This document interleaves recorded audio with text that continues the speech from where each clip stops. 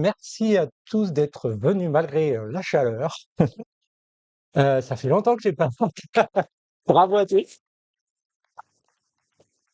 Ça fait longtemps que j'ai pas parlé au Paris Jug, mais il y a très très longtemps, au début du Paris Jug, j'étais un de ceux qui parlait le plus souvent. Ça n'a pas duré très très longtemps non plus, mais pendant quelques années, j'avais fait plein de présentations sur Groovy et plein d'autres choses, voilà.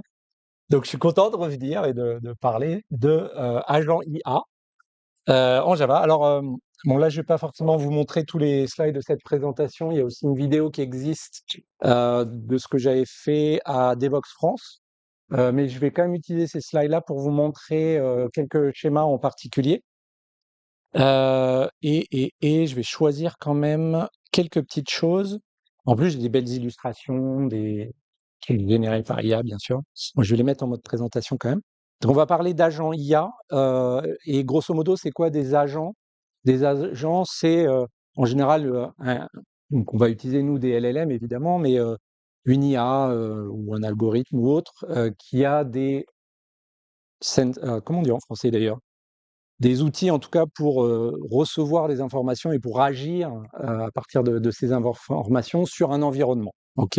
Et dans les agents, donc ces points d'entrée de sortie, ça se fait généralement par des outils. Chez les LLM, en fait, ils ont ce qu'on appelle le function calling qui permet à un LLM de dire ouais, moi j'aurais besoin d'appeler telle fonction pour pouvoir faire une tâche particulière, recevoir des informations ou appeler le monde extérieur. Et grâce à ça, on va pouvoir créer des agents. Donc grosso modo, des agents IA, c'est quoi? C'est un modèle de langage, un LLM. Ça va être aussi de la gestion de la mémoire, par exemple, pour la notion de chat, parce qu'en fait, les LLM, ils sont stateless. Donc si on veut maintenir une conversation entre un agent et un utilisateur, bah, il va falloir finalement envoyer à chaque fois toute la discussion au LLM, parce qu'il ne se rappelle pas de ce qui s'est passé avant. Il y a aussi tout ce qui est notion de planification, c'est-à-dire, voilà, j'ai une tâche à accomplir, comment je vais la faire, comment je vais la réaliser, quelles sont les étapes par lesquelles je vais passer. Et donc, il y a l'utilisation d'outils pour, pourquoi pas, imaginons quand l'API de CryptPad sera là, peut-être que le LLM pourra parler directement et stocker des infos. Un LLM local, souverain, hébergé en Europe, si tu veux. Qui fait de bout en bout. Oh, j'ai plein d'autres questions, je poserai peut-être après enfin, à la pause. Donc grosso modo, c'est ça, un agent IA. Et alors je vais zapper, je pense, toutes ces choses-là. Je vais juste dire deux mots quand même sur la manière dont la planification peut se passer dans les agents. Parce que en fait, les agents vont agir un peu étape par étape.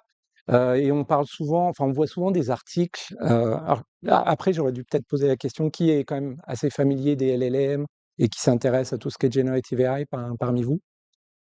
Ouais, bon, vous êtes quand même assez nombreux. Parce qu'en fait, on voit un peu, je trouve, des articles limite science-fiction où c'est super magique les LLM, on donne les infos et puis ça se débrouille tout seul, ça fait le café, ça prépare les pizzas, ça enregistre les vidéos pour le Paris Jug. Il y a juste à lui faire un prompt et c'est bon. Alors on est très très loin de cette vérité-là.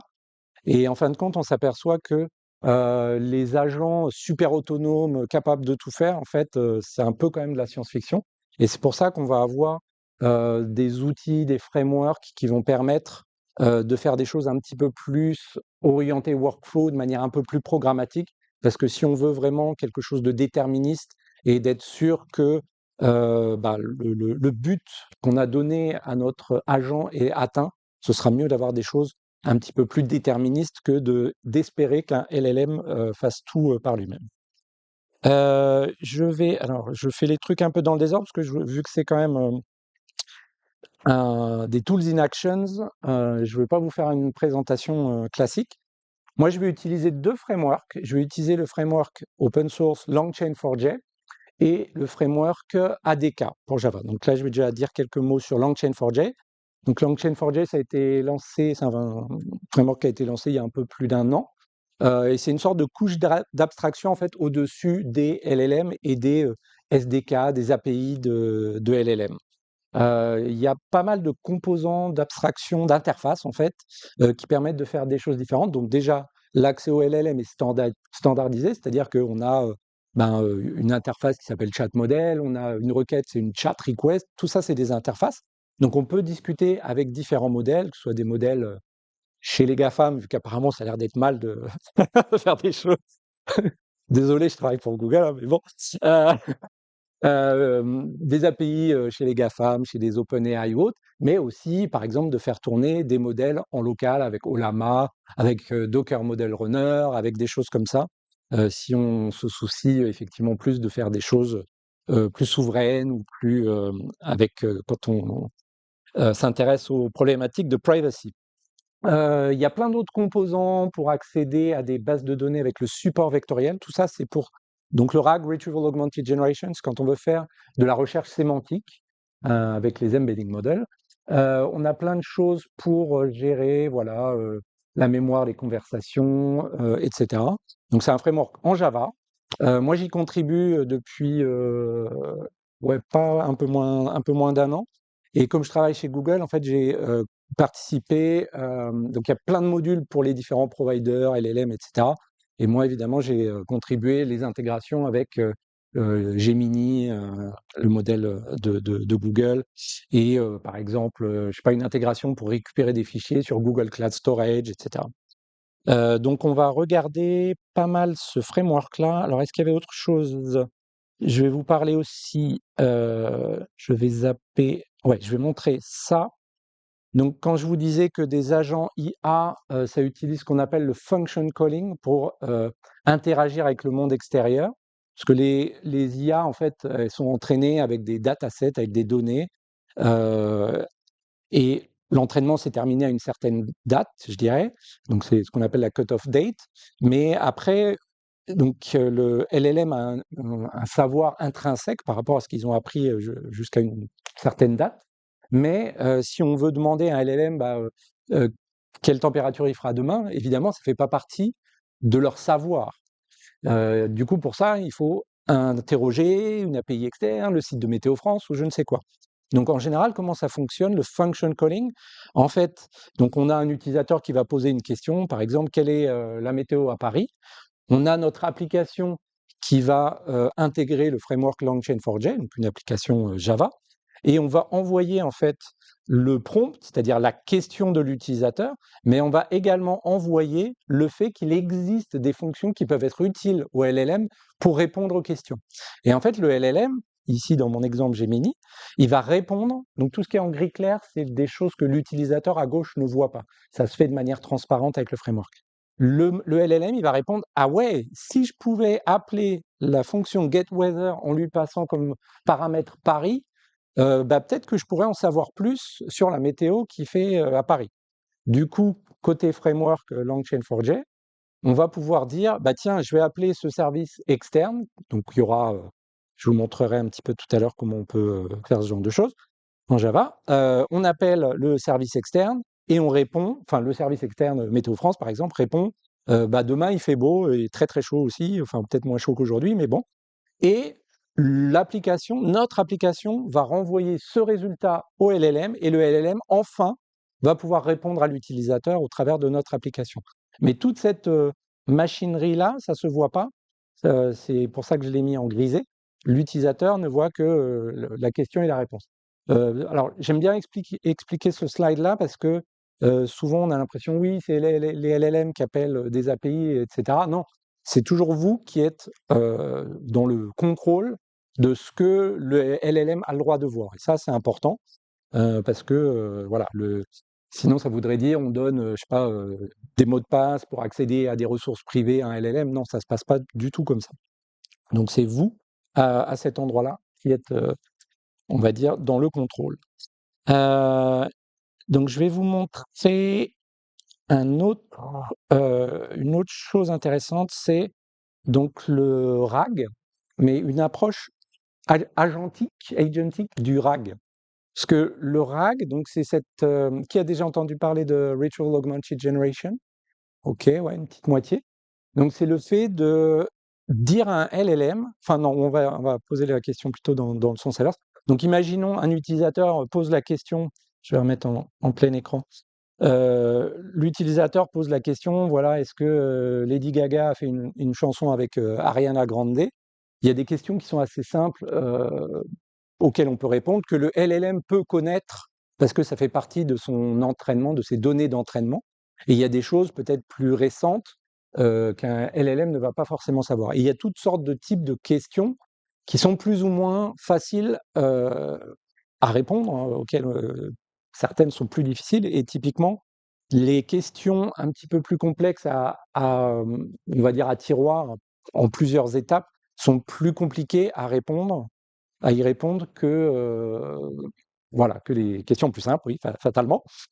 Donc imaginons, là je vais pas prendre cet exemple-là, je vais dire, quel est le prénom de l'épouse du président du pays dans lequel la capitale possède une tour métallique, enfin, je sais pas, où est située la tour Eiffel. En fait, là, il y a 5 questions. Alors, la tour Eiffel est située où? Ah oui, à Paris. Donc, dans quel pays est situé Paris? La France. La France. Qui est le président? Macron. Comment s'appelle sa femme? Ah oui, Brigitte Macron. Bon, vous voyez, pour connaître le prénom, il y a genre 5 questions auxquelles un LLM serait obligé de répondre. Et quand on fait le Retrieval Augmented Generation, en fait, l'idée, c'est que on prend tous les documents, ça c'est quand on veut vraiment poser des questions sur des données d'entreprise, des données des clients, de nos utilisateurs, et cetera, de nos projets. En fait, on va calculer des embedding models, c'est une représentation vectorielle des données et de manière sémantique, et on va les stocker dans une base de données vectorielle. Mais après, quand l'utilisateur arrive, en fait, on va regarder quelle est sa question et on va chercher dans cette base de données un vecteur, enfin les vecteurs les plus proches du vecteur de la question. Et en général, ce qui est intéressant, c'est que la question et le texte contenant la réponse ont des vecteurs. Donc vous imaginez un gros vecteur avec genre 1000 dimensions, hein, avec des nombres flottants, etc. Et souvent, bah, ces vecteurs de texte sont proches des vecteurs de la question de l'utilisateur.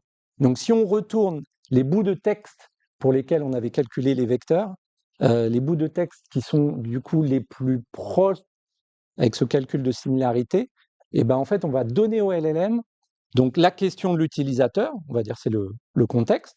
On va lui, enfin non, la question elle est là, pardon, le prompt. On va lui dire voici quels sont les bouts de texte dont les vecteurs sont plus proches.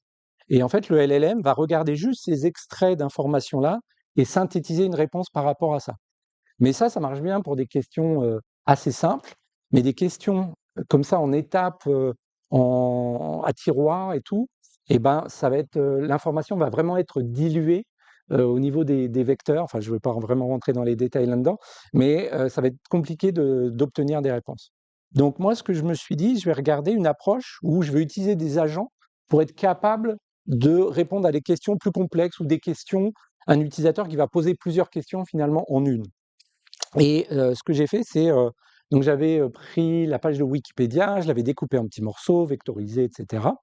Et je me suis dit: «Imaginons qu'un utilisateur vienne avec des questions sur Berlin». Alors là, c'est des questions bien séparées, mais on peut imaginer, des questions, un peu à tiroir comme je disais tout à l'heure. Quelqu'un qui demande, quelles sont les origines, la population, la situation géographique de Berlin. Ben, on peut essayer de se dire: «Tiens, on peut peut-être découper ça de manière plus simple en se disant, bah, je vais d'abord faire une recherche sur le sujet des origines, sur le sujet de la population, et après encore une autre recherche sur le sujet de la géographie. Donc on peut avoir un premier agent qui va utiliser un outil, donc ça c'est le function calling, qui va faire une recherche RAG, une recherche sémantique dans la base de données vectorielle. Mais là, on est sur un outil qui va chercher vraiment bah, juste d'abord les origines de Berlin. On fait ces recherches-là, on a des bons résultats parce que c'est une question simple dont on va trouver facilement des vecteurs de réponse proches, et on va utiliser, en fait, cet outil-là va utiliser lui-même un autre agent qui va faire la synthèse de ce qui a été trouvé dans la base de données vectorielle. On a un premier rapport juste pour un topic, un sujet particulier. On collecte tous ces rapports et on peut donner la réponse finale.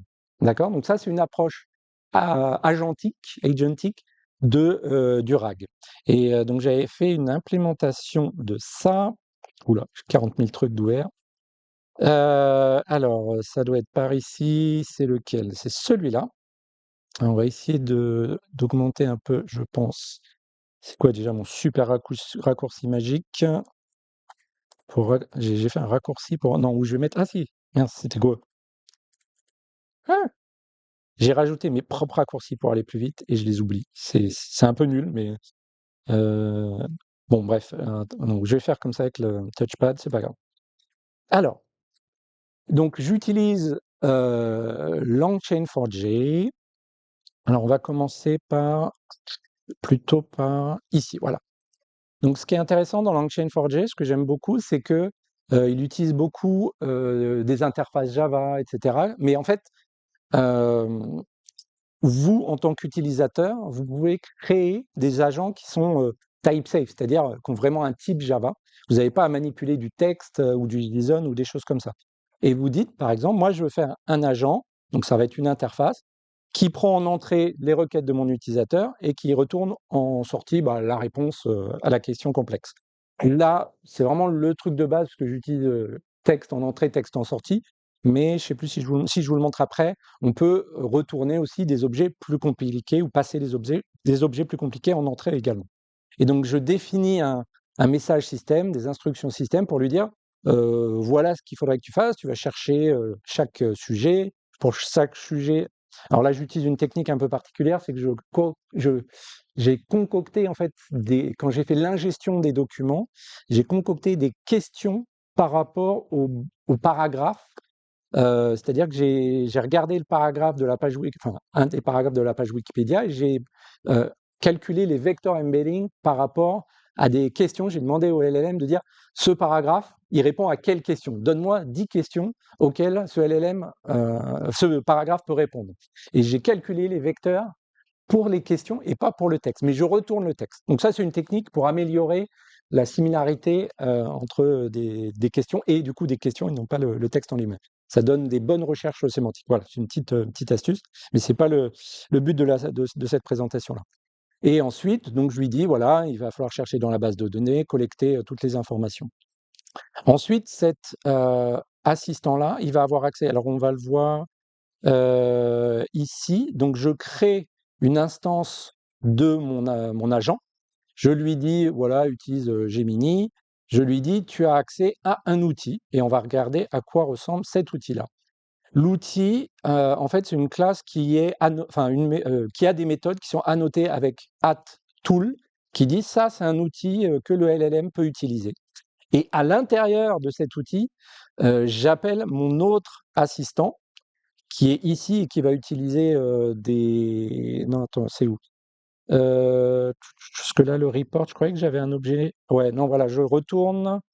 C'est ici l'assistant qui va retourner pardon, des topic reports qui sont en fait des records. Bon, il y a juste 2 strings dedans, mais bon, on peut en tout cas créer des objets plus compliqués et les retourner. Donc, il y a vraiment un agent qui appelle en série des outils qui vont appeler d'autres agents pour créer les résumés sur chacun des sujets. Donc là, j'ai déjà fait tourner le programme pour gagner un petit peu de temps. Et donc, le LLM va faire plusieurs recherches. Alors là, combien il en a fait? Il en a fait 3. Donc, il y a 3 sujets dans la question de l'utilisateur. Mais s'il n'a pas assez d'informations, il se peut que le LLM décide par lui-même, de manière relativement autonome, peut-être qu'il faut que je fasse plus de recherches. Là, dans ce cas-là, il en a fait 3, mais des fois, j'ai déjà vu 4 ou 5 requêtes qui sont faites. C'est pas vraiment déterministe malgré tout. Et du coup, ah oui, alors il y a une question sur la population de Berlin. Quelles sont les questions que je pourrais chercher dans la base de données vectorielle pour répondre aux besoins de l'utilisateur? Et je vais faire un premier rapport. Ensuite, il va faire une recherche sur la situation géographique, il va rechercher les questions et il va retrouver les paragraphes associés à ces questions-là. Il va faire un deuxième rapport, etc. Et un troisième rapport sur voilà, les origines de Berlin, quand est-ce que ça a été fondé. Et le rapport final va contenir ici toutes les informations, la population, situation géographique, historique, etc. Donc c'est une manière de faire du RAG un petit peu plus avancé en utilisant pardon, des agents IA plutôt que de faire des recherches classiques et j'allais dire bêtes et méchantes en RAG. Ça, c'est un premier agent. Est-ce que vous avez déjà des questions là-dessus? Non, ou je les prends plutôt à la fin pour éviter de passer le micro? Ouais, ok. Donc ça, c'est un premier agent. Je voudrais vous montrer un deuxième agent. Donc là, je reviens juste ici. Moi, au départ, sur l'agent principal, là, Le côté planning, c'est-à-dire ce que l'agent doit vraiment faire, je l'ai mis finalement dans le prompt. Il y a des fois des agents où on dit débrouille-toi et think step by step, et on espère que ça fonctionne. On peut donner des instructions ici pour que le LLM, bon, oui, grosso modo, voilà ce que j'ai à faire. Et ce qui est intéressant, bon, même si dans l'output on ne le voyait pas, mais comme je vous disais tout à l'heure, là il a fait 3 recherches parce qu'il y avait 3 sujets. Mais des fois, s'il voit qu'il n'y a pas assez d'informations pour générer la réponse, il peut faire 4 recherches, 5 recherches. Donc on voit qu'il est capable d'avoir un certain niveau d'autonomie pour pouvoir répondre à l'utilisateur. Et par contre, dans la deuxième démo que je voudrais vous montrer, j'ai fait une petite application qui utilise encore Gemini, mais on peut le faire évidemment avec d'autres modèles, parce que LangChain4j est agnostique de ce côté-là. J'ai fait une application qui, tous les jours à minuit, je crois, génère une petite nouvelle de science-fiction et qui illustre chaque chapitre de science-fiction avec des images. OK? Donc là, on n'a pas trop ce que c'est l'histoire, Echoes of the Change, je sais pas trop ce que ça veut dire. On a Whispers of the Past, et puis voilà, ça crée des illustrations, donc on peut voir chaque chapitre, hein. Et c'est là que je me suis aperçu qu'en fait, quand on donne des instructions au LLM, des fois, ils les suivent pas vraiment. Même les bons modèles, et malheureusement, ils hallucinent. Des fois, le function calling, ils hallucinent. Ils disent non, tiens, je vais appeler celui-là avant telle autre méthode, telle autre fonction. Bon, ok. Ou alors, je lui passe, je sais pas trop ce qu'il faut que je lui passe comme paramètre. Du coup, je lui passe un truc que j'invente. Et malheureusement, c'est encore très vrai, même avec les LLM modernes qu'on a aujourd'hui. Donc, on va regarder. Non, d'abord, je vais vous montrer aussi le petit diagramme. Pof, pof, pof. Voilà. Le petit diagramme qui est ici. Donc, vous avez vu, il y a des chapitres, il y a des illustrations. Donc, cette fois-ci, je me suis dit, je vais le faire de manière programmatique. Tous les jours à minuit, donc j'ai un scheduler là, qui va appeler mon service écrit en LangChain4j, qui va faire d'abord un appel à un LLM pour générer une histoire. Tu me génères une histoire avec 5 chapitres, tel type d'histoire de science-fiction. Ensuite, pour chacun des chapitres, je veux que tu crées un prompt pour générer des images qui illustrent ce chapitre. OK? J'appelle un autre modèle, un modèle de génération d'images pour générer les images avec le prompt qui a été créé. Et ensuite, je vais utiliser un pattern qu'on appelle LLM as Judge, qui va, donc en général, ce composant-là, il retourne de 1 à 4 images. Des fois, ça peut être bloqué si on demande de générer des trucs un peu trop chelous. Mais en général, par défaut, c'est 4 images. Et on peut demander, donc tout ça en violet, finalement, c'est des agents un petit peu indépendants. Et on peut demander avec le pattern LLM as Judge, c'est-à-dire le LLM, il va juger si, enfin, parmi les 4 images, laquelle représente le mieux le chapitre demandé. Et j'ai fait un autre petit truc aussi. J'ai eu du mal à demander à Gemini, là, c'est une critique sur Gemini, à ce qu'il me fasse des chapitres avec des paragraphes, parce qu'il me faisait des blocs de texte. Et du coup, je fais une dernière passe sur le texte pour m'assurer qu'il y ait des paragraphes cohérents. Et en fait, j'ai été obligé de le faire vraiment de manière programmatique parce que il voulait pas me faire des paragraphes. Des fois, il appelait le juge qui doit choisir la bonne image d'illustration euh, avec des images qui n'avaient pas encore été générées, avec des URL d'images qui n'avaient pas été générées. Mais du coup, comment tu fais pour choisir? Et donc là, je voudrais vous montrer l'approche un petit peu plus programmatique pour faire ce genre de choses-là. Donc j'ai encore un autre IDE qui doit être ici. Donc là, on va utiliser vraiment des objets plus typés, avec plus de structure, on va dire. Donc là, j'ai un objet avec une histoire, avec un titre, avec une liste de chapitres. Chaque chapitre va contenir donc un titre, son contenu et l'URL. Je stocke les images après dans Google Cloud Storage. Donc tout ça, c'est mon objet complexe que je veux générer. Et en fait, mon application, c'est vraiment très programmatique, c'est-à-dire, alors là aussi, je fais un random pour choisir le type d'histoire de science-fiction que je veux générer. Parce que là, je peux vous le montrer. Il est où? Il est là. J'ai créé un gros enum avec tous les types d'histoires de science-fiction qu'on peut créer. Et vous savez pourquoi j'ai fait ça? Parce que je peux dire, ouais, crée-moi une histoire de science-fiction. Mais en fait, les LLM, alors ils sont peut-être pas assez entraînés sur des livres copyrightés, etc. J'en sais rien, mais ils sont pas si créatifs que ça. Et je me suis aperçu qu'ils généraient souvent le même genre d'histoire, avec le même genre de nom de personnage, etc. Parce qu'en fait, et que ce soit, j'ai vu un benchmark sur les grands modèles de langage, et j'ai vu par exemple que OpenAI, il crée des histoires avec des personnes dont enfin, quand c'est un personnage féminin, souvent elle s'appelle Anya. Et je regarde Gemini, il me fait aussi des histoires avec Anya. Parce qu'en fait, dans les datasets, il ne doit pas y avoir énormément de données, d'exemples d'histoires de science-fiction, et du coup, il régurgite un petit peu souvent les mêmes. Donc, pour les rendre plus créatifs, je me suis dit, moi, je vais t'aider, je vais te donner différents types d'histoires de science-fiction. Mais on est obligé de les aider, malheureusement, c'est bref. Et là, ce que je veux vous montrer également, c'est que finalement, tout est programmatique, c'est-à-dire j'ai un premier appel qui va faire donc la création de l'histoire. Je reviens encore un peu en arrière, j'ai un autre appel, mais vraiment c'est quand je dis programmatique, c'est impératif même, hein. Donc je prépare un prompt pour créer du coup la génération d'images, je génère les images, je choisis la meilleure image, j'améliore la lisibilité en créant des paragraphes. Et tout ça, ça se fait avec des objets typés, avec des stories, etc. Donc, ce qui veut dire que là, aujourd'hui, effectivement, j'utilise un LLM, mais ces interfaces et records que j'utilise, potentiellement, même ne serait-ce que pour le test, vous pouvez les moquer, vous pouvez interagir avec peut-être d'autres systèmes qui ne sont pas AI driven, qui peuvent générer peut-être des histoires, pourquoi pas. Donc j'aime bien le côté type safe de LangChain4j quand on échange comme ça, voilà, avec les LLM pour être créatif. Et je vais finir par un autre framework, donc, avec une troisième démo. Alors, il faut juste que je retrouve, hop, ici dans les slides, MCP, A2A, tout ça, on s'en fout. On va parler de... Ah ben non, il était avant, désolé. ADK, voilà.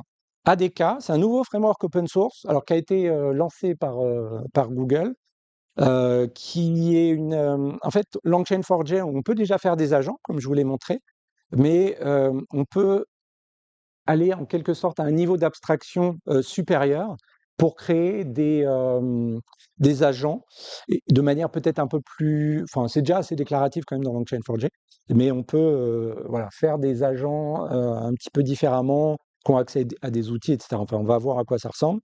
Donc on peut utiliser évidemment Gemini, mais d'autres LLM. Là, j'aurais pu mettre à jour le slide parce que on vient de sortir une version 0.2.0 où on intègre LangChain4j, et c'est moi qui ai codé évidemment ce truc-là, donc je suis content de pouvoir vous le montrer ce soir.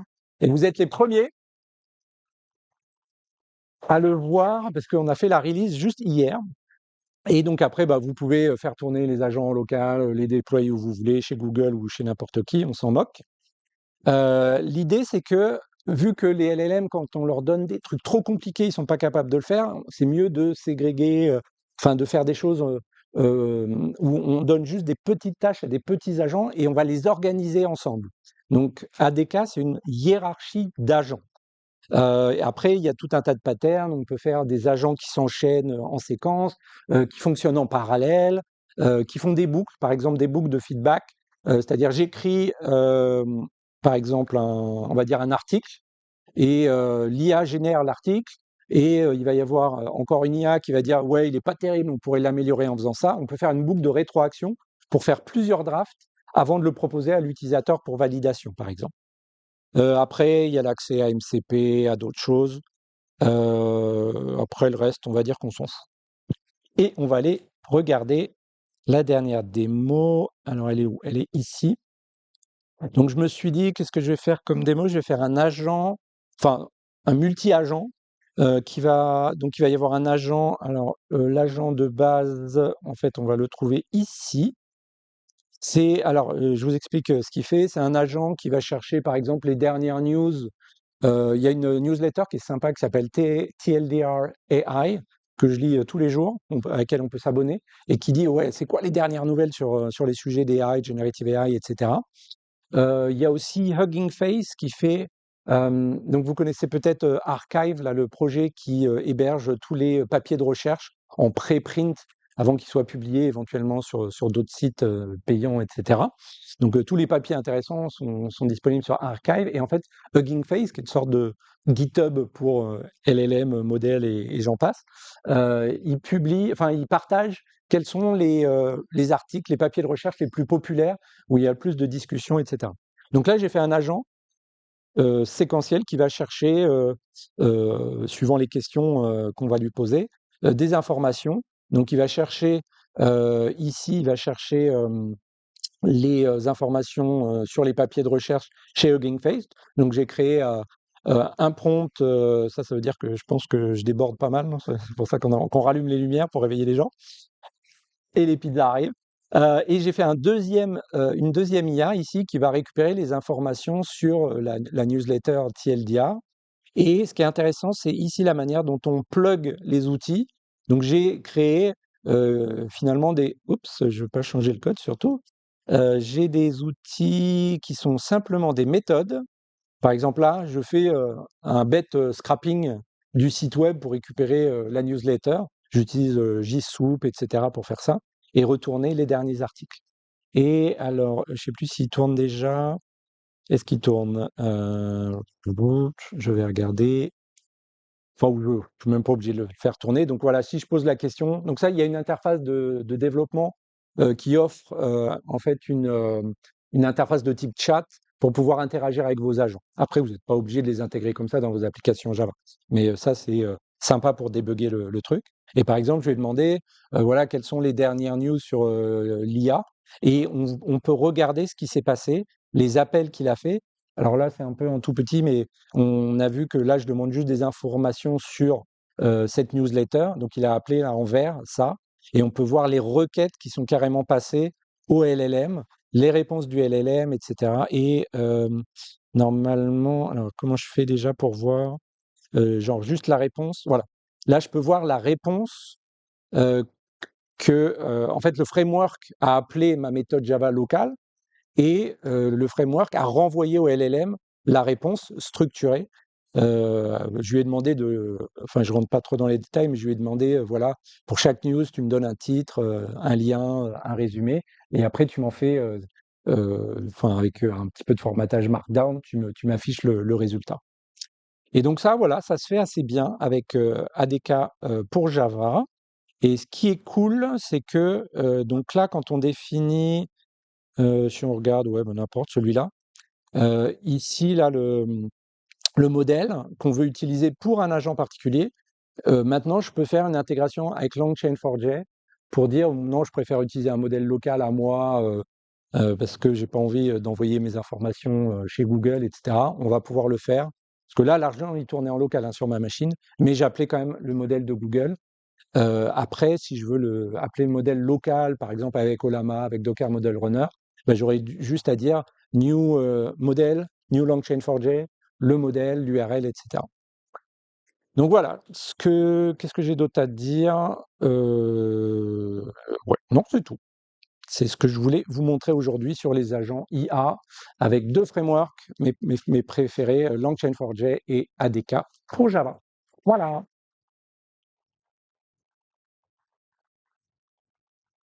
Est-ce que vous avez des questions ou vous avez très faim? Oui, Ludo. Ouais. Ça marche. Alors, en fait, j'ai deux questions. La Ouais. première, c'est, je comprends pas, c'est pas écrit en Groovy ton truc. Et, et la deuxième, c'est ton truc de nouvelles là. Ouais. Alors moi, je comprends que tu as la carte de crédit de Google. En fait, Ouais. ça coûte combien Ah, c'est une bonne la question. nouvelle? Alors, donc pourquoi je l'ai pas? Alors, je crois que j'avais fait dans les premiers articles que j'avais fait avec LangChain4j, je crois que j'en avais fait un avec Groovy. Donc pour la petite histoire, il y a bah, du coup plus de 20 ans, j'ai participé à la fondation du langage Groovy, qui est maintenant depuis une dizaine d'années dans la fondation Apache. Donc Groovy, langage alternatif à Java. C'est vrai que j'aurais pu utiliser Groovy, ça marcherait tout aussi bien évidemment. Merci pour le clin d'œil. Groovy étant toujours intégré à XWiki. Ouais. Donc c'est un langage qui fonctionne très bien. Après, alors honnêtement, côté coût pour un truc comme ça, Heu, le LLM est vraiment pas cher, c'est genre, 15 enfin, pas cher, tout est relatif. C'est genre 15 centimes par million de 15 cents, et c'est des dollars, 15 cents par million de tokens. Et là, on est sur, je sais même pas, il y a peut-être, 4 000 tokens ou un truc comme ça, donc c'est des pouillèmes de centimes. Par contre, ce qui doit coûter plus cher, et je me rappelle pas du prix, ça doit être les images. Les images, c'est un peu plus cher à générer, et là, j'en ai peut-être pour, je sais pas, 1 centime, 2 centimes, 3 centimes, j'en sais rien, je connais pas le prix. Par contre, ce qui est très cher, on a aussi des modèles pour générer des vidéos, et genre, générer une vidéo, c'est tout de suite, 30 centimes. Donc si tu donnes accès à à tout le monde, à ton appli, web qui génère des vidéos, faut bien faire gaffe parce qu'évidemment, ça peut coûter très cher, les applis qui utilisent des LLM. Ouais, très bonne question. Ouais, Renaud, Merci pour la présentation. J'avais une merci. question sur ADK. Ouais, Est-ce qu'il est opinionated dans le sens où il va venir avec une façon de l'utiliser pour faire ses agents ouais. orchestrateurs, choses comme ça, ou est-ce que c'est purement une bibliothèque et on assemble ce qu'on veut d'après la connaissance qu'on a de ce qui marche le mieux? Moi, je dirais qu'il est quand même assez opinionated dans le sens où, tu vois, il y a eu ce choix de faire une, hiérarchie d'agents.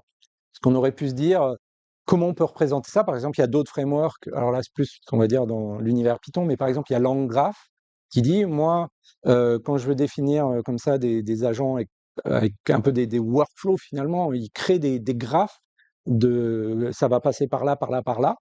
Alors que là, on crée une sorte de hiérarchie d'agents et qui va déléguer à tel ou tel agent ou séquencer des appels. Donc, tu vois, il y a déjà un côté opinionated dans le sens où un choix a été fait et c'est pas le choix de faire un graphe, par exemple, d'appel de LLM. Donc, de ce côté-là, je pense que c'est opinionated.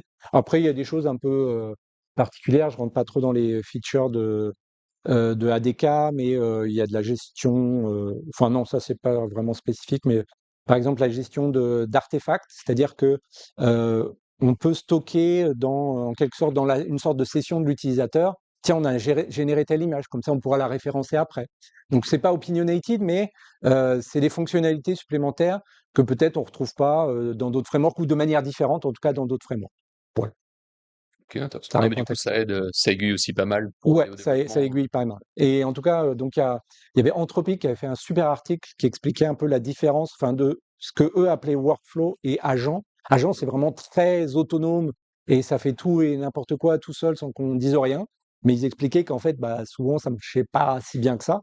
Et du coup, ils disaient, vaut mieux faire des agents de type workflow, alors que ce soit des graphes, que ce soit des hiérarchies d'agents comme ADK Java, mais on a des résultats un peu plus déterministes et prédictibles, quoi. Ouais.